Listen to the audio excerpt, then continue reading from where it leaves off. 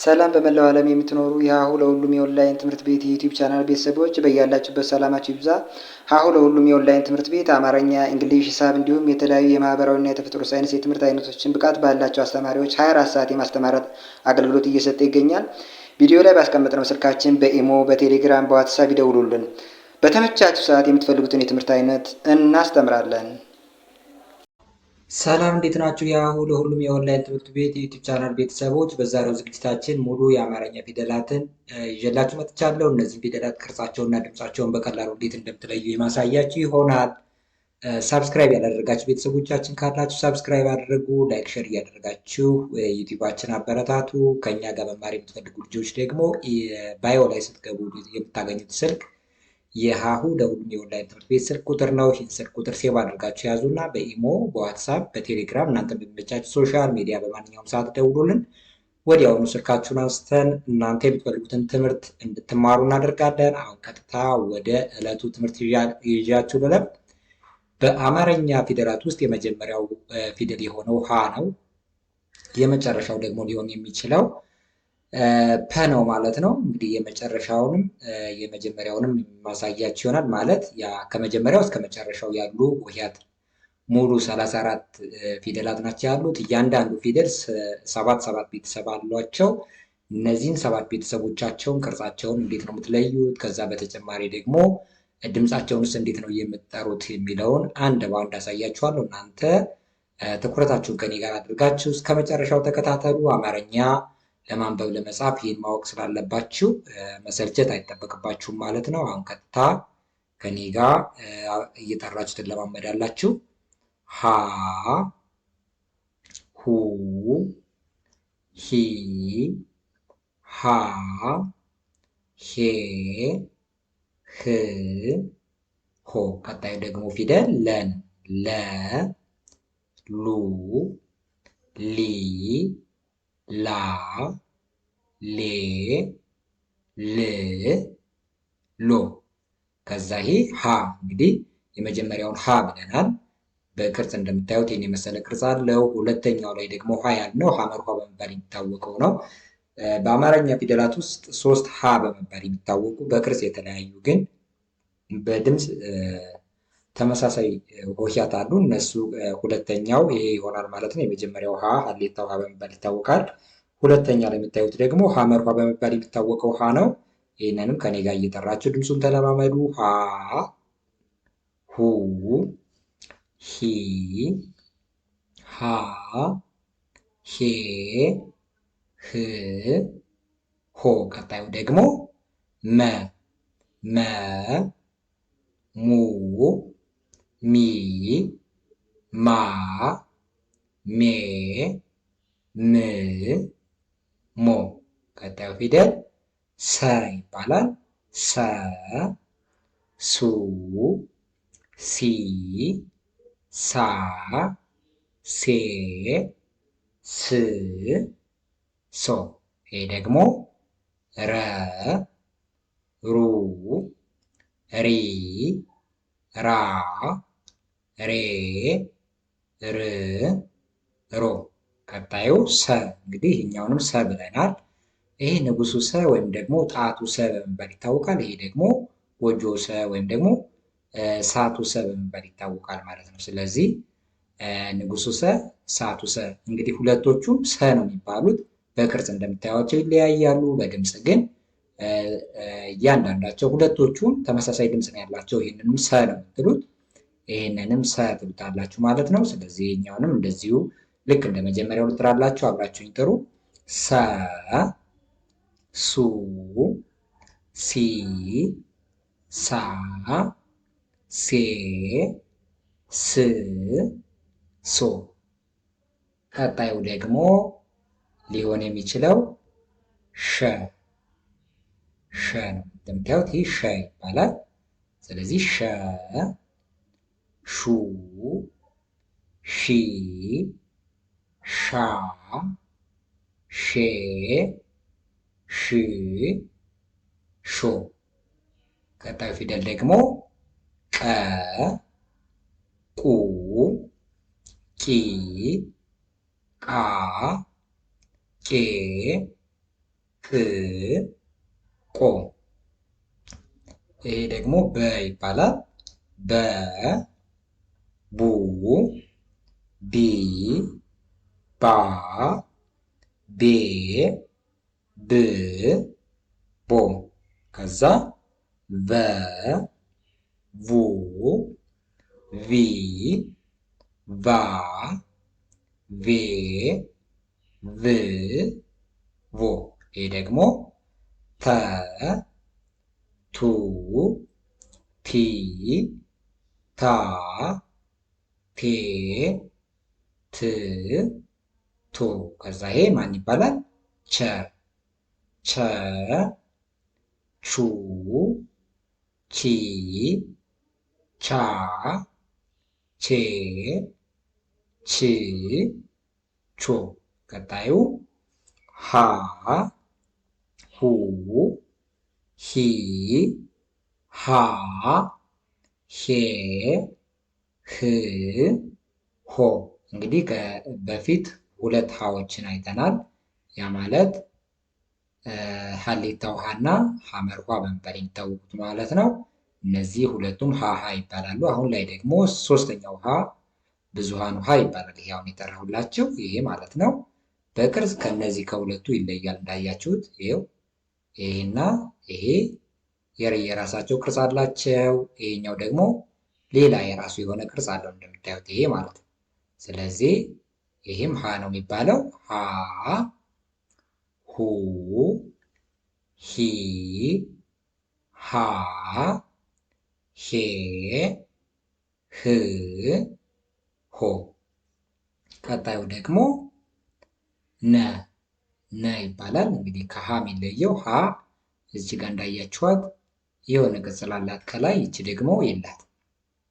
ያ ቅጽል የላትም፣ ነ ሆነች። ስለዚህ ነ ኑ ኒ ና ኔ ን ኖ። ይቺ ደግሞ ኘ። እንግዲህ ከነጋ የሆነ ነገሯ ትመሳሰላለች፣ ግን ልዩነታቸው እዚያ ካናታቸው ላይ ያለው የኘ ቤተሰቦች አናታቸው ላይ አግድም መስመር አለው። የነ ቤተሰቦች ደግሞ ካናታቸው ላይ ምንም የለውም። ስለዚህ ቅርጻቸውንም በዚህ መንገድ እያቀራረባችሁ ለማየት ወይም ደግሞ ለመያዝ መሞከራችሁ ጥሩ ነው። ኘ ኙ ኚ ኛ ኜ ኚ ኞ። ከዛ ይሄ ደግሞ አ ኡ ኢ አ ኤ እ ኦ። ይሄ ከ ትላላችሁ። ከ ኩ ኪ ካ ኬ ክ ኮ። ይሄ ደግሞ ሀ። እንግዲህ የመጀመሪያ ድምፁ ነው ከሀ ቤተሰቦች ለየት የሚለው የመጀመሪያው ሆሄ ማለት ነው። ሁለተኛው ላይ ስትሄዱ ልክ እንደ ሀ ቤተሰብ ሁለተኛው ሆሄ ሆ የተወሰነ ወፈር ይላል፣ ግን እንደ ሀ ቤተሰብ ነው። የሀን ቤተሰብ ወክሎ ሊያገለግል የሚችል ድምፅ ነው ያለው። ይህን ሀ ትሉና ሀ፣ ከዛ ሁ ሂ ሃ ሄ ህ ሆ። ይሄ ደግሞ ወ ይባላል። ወ ው ዊ ዋ ዌ ው ዎ። ይህን ዘ ትሉታላችሁ። ይሄ ደግሞ ዘ ይባላል። ዘ ዙ ዚ ዛ ዜ ዝ ዞ። ቀጣዩ ዠ ይባላል። ይሄ ደግሞ ዠ። የመጀመሪያው ዘ ነው ይባላል ያልኳችሁ። ብዙዎቻችሁ ዘ እና ዠ ይመሳሰላል የምትሉ ባላችሁ፣ ድምፁ ይለያያል። ዘ ነው የምትሉት ያንን። ይሄ ማለት ነው ካናቱ ላይ ምንም ወደ ጎን እንትን ያለ የተጋደመ ነገር የለውም፣ ወይም የተጣመመ ነገር የለውም። ይሄ ሁለት ቋሚ መስመር በአንድ አግዳሚ መስመር የታሰረ ነው። ዘ። ይሄ ደግሞ ዠ ካናቱ ላይ እንደምታዩት ከላይ ወደ ጎንና ወደ ጎን ገደም ገደም ያለ ነገር ወይም ደግሞ የተጣመመ ያለው ዠ ትሉታላችሁ። ስለዚህ አብረን እንጥራ። ዠ፣ ዡ፣ ዢ፣ ዣ፣ ዤ፣ ዢ፣ ዦ። ይህን ደግሞ የ፣ ዩ፣ ይ፣ ያ፣ ዬ፣ ይ፣ ዮ። ቀጣዩን ይህ ደ ትላላችሁ። ይህ ደ፣ ዱ፣ ዲ፣ ዳ፣ ዴ፣ ድ፣ ዶ። ይህ ደግሞ ጀ፣ ጁ፣ ጂ፣ ጃ፣ ጄ፣ ጂ፣ ጆ። ከዛ ይሄ ገ፣ ጉ፣ ጊ፣ ጋ፣ ጌ፣ ግ፣ ጎ። ወይ ደግሞ ጠ፣ ጡ፣ ጢ፣ አ፣ ጤ፣ ጥ፣ ጦ። ይሄ ደግሞ ጨ ይባላል። ጨ፣ ጩ፣ ጪ፣ ጫ፣ ጬ፣ ጭ፣ ጮ። ቀጣዩ ጰ፣ ጰ ትላላችሁ። ይህ ጰ፣ ጱ፣ ጲ፣ ጳ፣ ጴ፣ ጵ፣ ጶ። ይህ ደግሞ ጸ፣ ጹ፣ ጺ፣ ጻ፣ ጼ፣ ጽ፣ ጾ። ይሄ ደግሞ አ፣ ኡ፣ ኢ፣ አ፣ ኤ፣ እ፣ ኦ። ይሄ ፈ፣ ፉ፣ ፊ፣ ፋ፣ ፌ፣ ፍ፣ ፎ። ይሄ ደግሞ ፐ፣ ፑ፣ ፒ፣ ፓ፣ ፔ፣ ፕ፣ ፖ። እነዚህ አሁን ያየናቸው ሙሉ የአማርኛ ፊደላት ናቸው። እያንዳንዳቸው 77 ቤተሰቦች ወይም ደግሞ 77 ሆሄያት አሏቸው ከሀ ጀምሮ እስከ ፐ ድረስ ማለት ነው። ስለዚህ እናንተ እያንዳንዱን የሆሄ ቅርጽ ለማወቅ ቢያንስ የመጀመሪያውን ሆሄ ማያዝ። አሁን ለምሳሌ ይህን ማናልኳችሁ ሀ፣ ይህን ደግሞ ለ፣ ይህን ሀ፣ ይህንን መ፣ ይህን ሰ፣ ይህ ደግሞ ረ፣ ይህን ሰ አልኳችሁ። ከዛ ቀጥሎም ብናይ ይሄ ሸ ይባላል። ሸ፣ ይሄ ደግሞ ቀ፣ ይሄ በ፣ ይሄ ደግሞ በ፣ ይሄ ተ፣ ይሄ ቸ፣ ይሄ ደግሞ ሀ። ቀጣይ ብናየው ይሄ ነ፣ ይሄ ደግሞ ኘ፣ ይሄ አ፣ ይሄ ደግሞ ከ፣ ይሄ ሀ፣ ይሄ ወ፣ ይሄ ደግሞ ዘ። ከዛ ቀጣይ ይሄ ዠ፣ ይሄ ደግሞ የ ይባላል። ይሄኛው ፊደል ደ ትሉታላችሁ። ይሄ ጀ፣ ይሄ ደግሞ ገ፣ ይሄ ጠ፣ ይሄኛው ጨ። ከዛ እዚህ ጋር ይሄ ጰ ይባላል። ጰ፣ ይሄኛው ደግሞ ጸ፣ ጸ፣ ይሄኛው አ። እንግዲህ የአ ፊደል ሁለት አ ነው ያለው። የኛው አይኑ አ በመባል ይታወቃል። ይሄኛው ደግሞ ፈ ፈ። ይሄ ፐ። ስለዚህ እነዚህን ከያዛችሁ በኋላ ሁለተኛ ሆሄያት ጋር ብትሄዱ ሁለተኛ ሆሄያቸውን ስታዩቸው ሁሎችም ከዚህ ከመጀመሪያ ሆሄያት ከያዛችኋቸው ላይ ከጎነ ጎናቸው ላይ አግድም አግድም መስመር ብትጨምሩባቸው የነዛን ሆሄያት ሁለተኛ ቤተሰቦቻቸውን በቀላሉ ጻፋችሁት ማለት ነው። ስለዚህ ሁለተኛ የፊደላትን ቤተሰቦች ወይም ደግሞ ሁለተኛ ሆሄዎችን ለማወቅ የመጀመሪያ ሆሄዎችን ካወቃችሁ እነዚህን ሀ፣ ለ፣ ሀ፣ መ፣ ሰ፣ ረ፣ ሰ እነዚህን ካወቃችሁ እነዚህ ላይ ከጎን ጎናቸው ላይ ተጨማሪ መስመር ወይም ደግሞ አግድም አግድም መስመር ብትጨምሩባቸው በቀላሉ ሁለተኛ ሆሄያትን አገኛችሁ ማለት ነው። ስለዚህ በቀላሉ ሁለተኛ ሆሄያትን አወቃችሁ ማለት ነው አይደል? ሁለተኛ ሆሄያትን በዚህ መንገድ አወቅን። ሶስተኛ ሆሄያትን ለማወቅ ደግሞ እነዚህ ሶስተኛ ሆሄያት ከእግራቸው ላይ ወደ ቀኝ የተንሻፈፈ ነገር ወይም ደግሞ እንደምታዩት የተጣመመ ነገር አለው።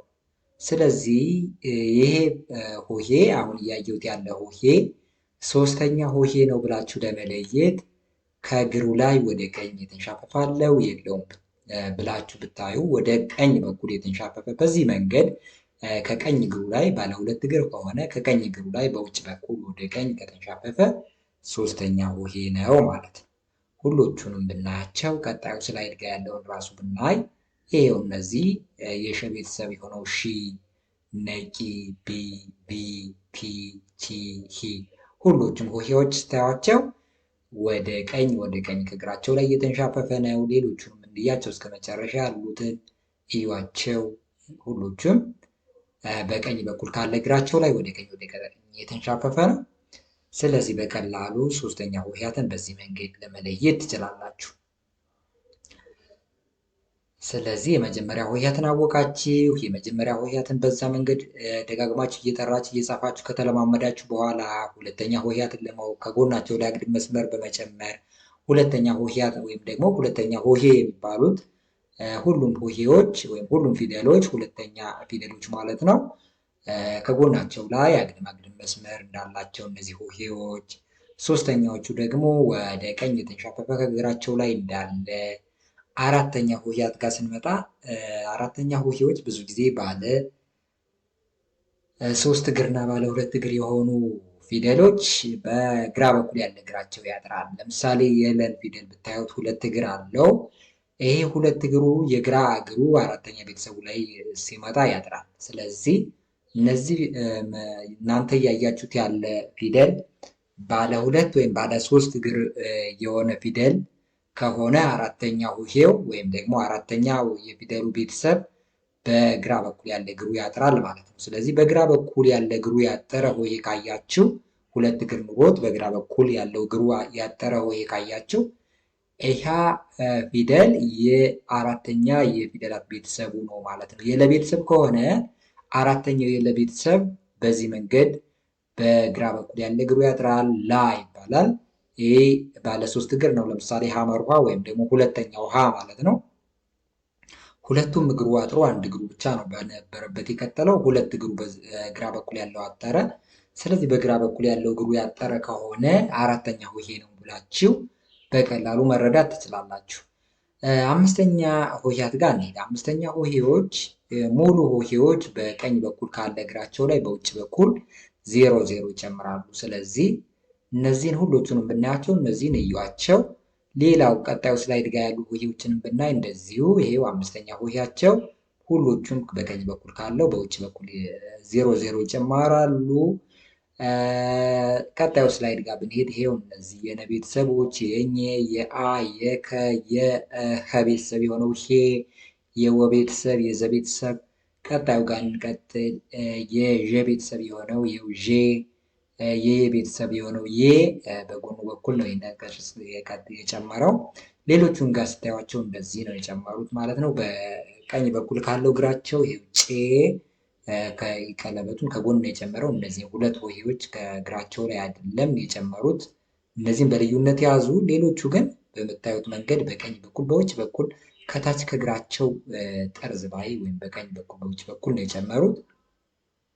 በዛ መንገድ በቀላሉ አምስተኛ ሆሄ ነው አይደለም፣ ወይም ይሄ ፊደል አምስተኛ ቤተሰብ ነው አይደለም የሚለውን በቀላሉ መለየት ትችላላችሁ። ድምፁን ደግሞ የአንደኛ፣ የሁለተኛ፣ የሶስተኛ፣ የአራተኛ፣ የአምስት፣ የስድስት፣ የሰባት ብላችሁ እየጠራችሁ መለማመድ በቀላሉ። ለምሳሌ የመጀመሪያ ሆሄዎች ሀ፣ ለ፣ ሀ፣ መ፣ ሰ፣ ረ፣ ሰ እነዚህን እንኳን ብንወስድ ሁለተኛ ቤተሰቦቻቸው ኡኡ የሚል አለው። ሁሉም ሆሄ ነው። የአማርኛ ፊደላት ሁሎችም ኡኡ የሚል ድምፅ አላቸው። ሁለተኛ ሆሄያቸው ሁ፣ ሉ፣ ሁ፣ ሙ፣ ሱ፣ ሩ፣ ሱ። ይህን ብታዩ ሁሎቹም እንደዚህ ድምፃቸው በዛ መንገድ ነው። ከቅርጻቸው በተጨማሪ በድምፅም በዚህ መንገድ የተያያዘ ድምፅ አላቸው። ማለት የሆነ የሚገናኙበት ኡ የሚል የድምፅ ቅላጼ የሚያገናኛቸው የድምፅ ቅላጼ ያለ የሚጋሩት ሳውንድ አላቸው ወይም ድምፅ አላቸው ማለት ነው። ስለዚህ በዛ መንገድ በቀላሉ ለመረዳት መሞከር። ሂ፣ ሊ፣ ሂ አሁን ለምሳሌ ኢ የሚል ሳውንድ ይኖረዋል እዚህ ጋር ሶስተኛ ጋር። አራተኛ ጋር ብንመጣ አአ የሚል ሳውንድ ይኖረዋል ወይም ደግሞ አአ የሚል የድምፅ ቅላጼ ይኖረዋል። አምስተኛ ላይ ኤ የሚል ሄ፣ ሌ፣ ሄ፣ ሜ፣ ሴ፣ ሬ፣ ሴ እያለ ይቀጥላል። ስለዚህ ድምፃቸውን በቀላሉ እየጠራችሁ መለማመድ ሀሁ ሀ ሆ እያላችሁ ስትሄዱ እየጠራችሁ ስትለማመዱ ሁለተኛው ቤተሰቡ ምን አይነት ቅርጽ እንዳለው በቀላሉ ከጎኑ ላይ አግድም መስመር ይኖረዋል ብያችኋለሁ። ሶስተኛው ከእግሩ ላይ ወደ ቀኝ የተንሻፈፈ ይሆናል ብያችኋለሁ። አራተኛ ባለ ሁለት እግር ከሆነ በግራ በኩል ያለ እግሩ ያጥራል አልኳችሁ። አምስት ቀለበት ይኖረዋል ብያችኋለሁ። ስድስተኛ ቤተሰቦቻቸው ጋር ብንመጣ ደግሞ ስድስተኛ በቅርጽ የራሳቸው የቅርጽ አካሄድ ይይዛሉ። ሰባተኛ ቤተሰቦቻቸው ጋር ብንመጣ ግን ሰባተኛ ፊደላት ወይም ደግሞ ሰባተኛ ሆሄዎች በቀኝ በኩል ያለ እግራቸው ያጥራል። ባለ ሁለት እግር ከሆኑ እንግዲህ ባለ ሁለት እግር ከሆኑ አራተኛ ቤተሰቦቻቸው ጋር በግራ በኩል ያለ እግራቸው ያጥራል ብያችሁ ነበር። ከሰባተኛ ሆሄዎች ጋር ስንመጣ ደግሞ በቀኝ በኩል ያለ እግራቸው ያጥራል። ለምሳሌ እነዚህን ዩ፣ ሆ፣ ሶ ከዚህ ጋር ሳ በዚህ በኩል ያለው እግሩ አጠረ። ሰባተኛ ላይ ደግሞ በዚህ በኩል ያለ እግሩ አጠረ ሶ። እዚህ ጋር ሆንና እዚህ አራተኛውን የሀ ቤተሰብ ሀ ስታዩት ይኸው በተቃራኒ በኩል ነው ያጠረው። ስለዚህ በዚህ መንገድ በቀላሉ ለመረዳት ሞክሩ።